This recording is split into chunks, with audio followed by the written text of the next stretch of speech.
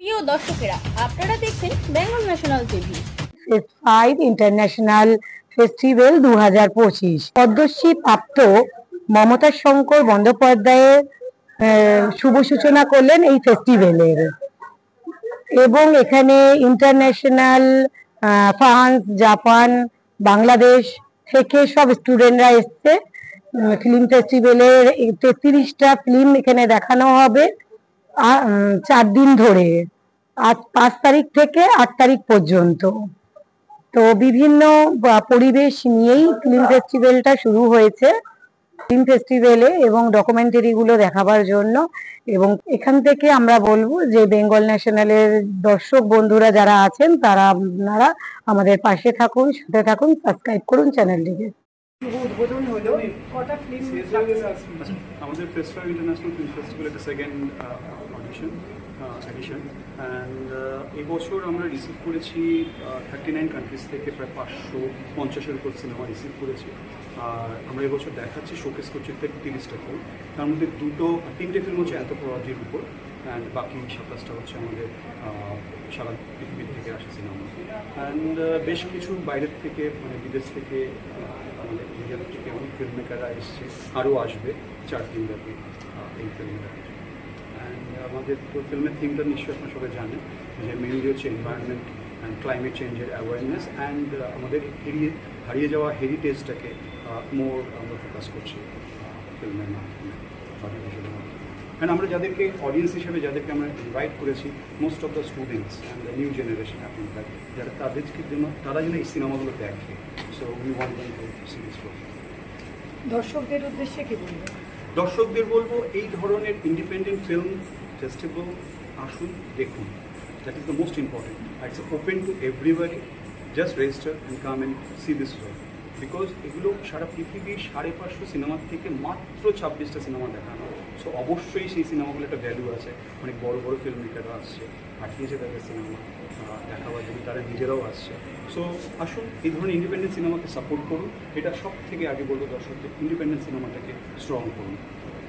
দেখা গেল যে বাংলাদেশ থেকেও এসেছেন স্টুডেন্টরা। বাংলাদেশ থেকে 2টো সিনেমা অলরেডি চলবে আমাদের এখানে। কি কি? একটা মারিয়াম বলে একটা সিনেমা আছে, আরেকটা হচ্ছে দ্য টেস্ট অফ হানি। 2টো সিনেমা চলবে। আর কোন কোন দেশে চলবে?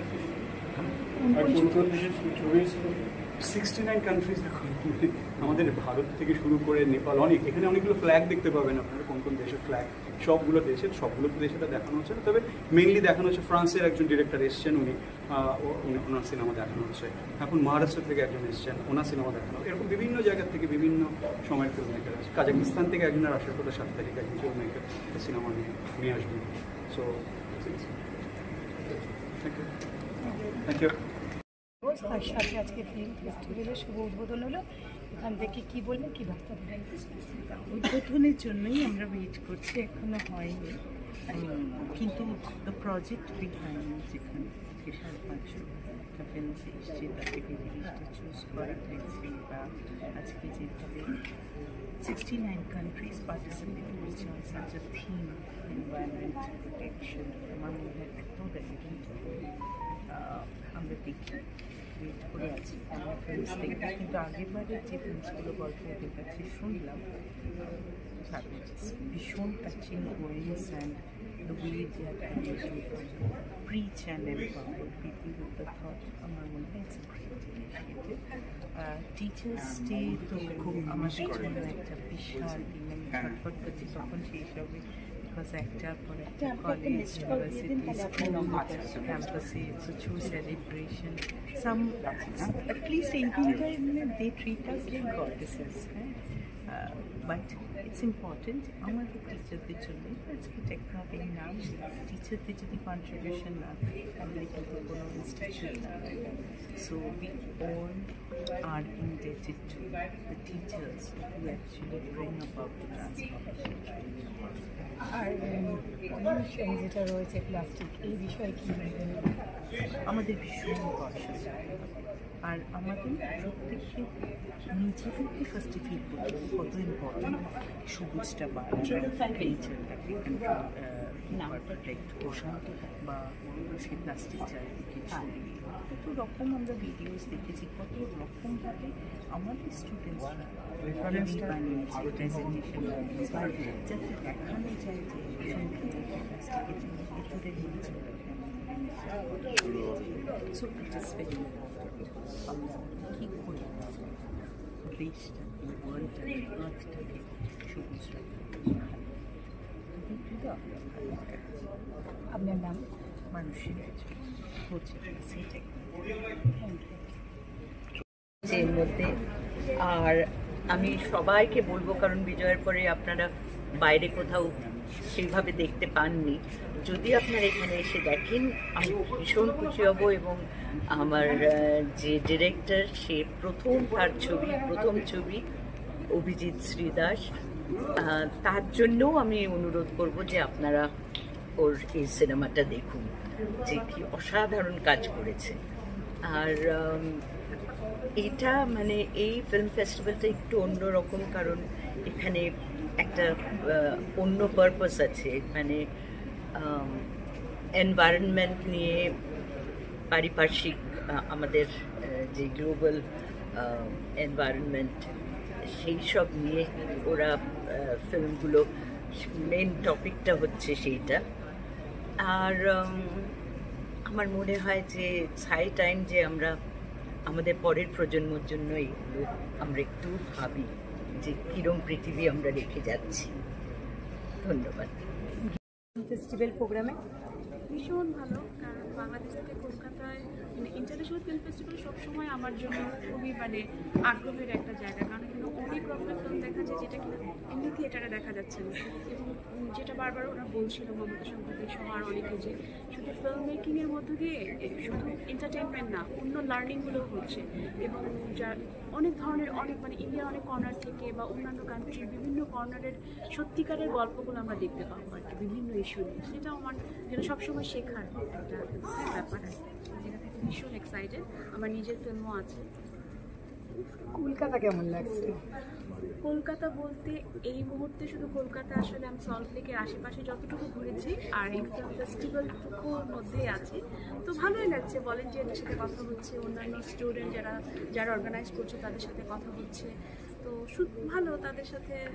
আমাদের কলকাতায় কিন্তু অনেক কিছু দেখার আছে, তোমাদের দেশেও যেমন অনেক কিছু দেখার আছে, আমি গিয়ে দেখেছি, সেরকম আমাদের দেশেও আছে, ঘুরে দেখলে খুব ভালোই হবে। সেটা আমি চেষ্টা করবো, যদি সব কিছু মিলিয়ে আমরা হয়তো 9 তারিখটা সময় পাবো। 8 তারিখ পর্যন্ত খুবই গুরুত্বপূর্ণ ফিল্ম আছে, মানে ফিল্ম ফেস্টিভ্যাল, সেটা আমি একটাও মিস করতে চাই না। তো লাইক 10:30 to 7 পর্যন্ত হয়তো স্ক্রিনিং চলবে, তো আমি সব ফিল্মগুলো দেখতে চাই, কারণ এই ফিল্মগুলো খুব অ্যাভেলেবেল না বাইরে। তারপর হয়তো 9 তারিখটা আমি ঘুরবো, দেখি কমিটির সাথে কথা বলি সবার সাথে। তোমার নাম? আমার নাম চৈতালি সমান। সে বাংলাদেশ থেকে কলকাতা খুবই ভালো লাগছে, কারণ কি আমি বাংলাদেশের ঢাকা ইন্টারন্যাশনাল ফিল্ম ফেস্টিভ্যালের সাথে জড়িত।